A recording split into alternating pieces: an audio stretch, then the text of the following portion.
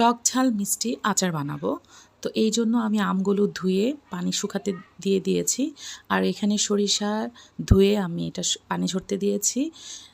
Blender করে নিব সরিষাগুলো, কোনো পানি দেওয়া যাবে না। এখানে একটু ভিনেগার দিয়ে আমি ব্লেন্ড করে নিব।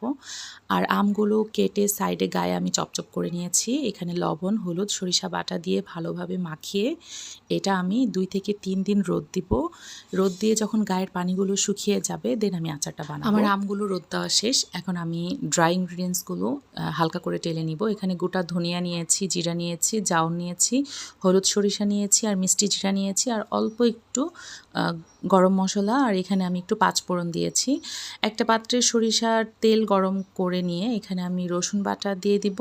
আর রসুনটা যখন ভালোভাবে আমার ভাজা হয়ে যাবে তখন আমি অল্প একটু হলুদের গুঁড়া আর মরিচের গুঁড়া দিয়ে এটা ভালো করে কষিয়ে নিব। আর লবণটা যেহেতু আমি আমে দিয়েছি, লবণটা পরিমাণে কম দিব। পরবর্তীতে যদি লাগে টেস্ট করে আবার দিতে পারবো আর কি। তো এইখানে এই তো চিনি আর গুড় আমি দিয়ে দিয়েছি। চিনি আর গুড় দুইটা যদি মিক্স করে দিই তাহলে কিন্তু আমের টেস্ট একটু বেশি ভালো হয়, আবার কালারটাও কিন্তু খুব সুন্দর আসে। তো এখানে আমার মশলাটা কষিয়ে যাওয়ার পরে কিন্তু আমি চিনি আর গুড় দিয়েছি। এখন আমি আমটা ঢেলে দিব।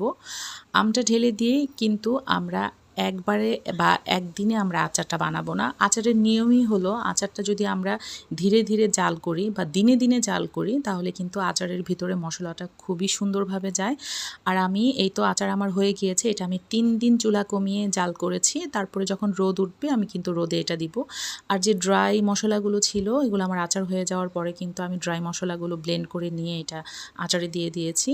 আমার আচার হয়ে যাওয়ার পরে এটা আপনারা একটি স্টিলের পাত্রে ঢেলে নিয়ে বেশ কিছুদিন রোদ দিব। আর এইখানে আমি আচারে 2 কাপ পরিমাণ ভিনেগার দিয়েছি। ভিনেগারটা দিলে আপনাদের আচারটা সহজে নষ্ট হবে না। আর আমি এটা বেশ কিছুদিন রোদ দিব। রোদ দিলে আচারের টেস্ট কিন্তু খুব ভালো আসে, নষ্টও হয় না।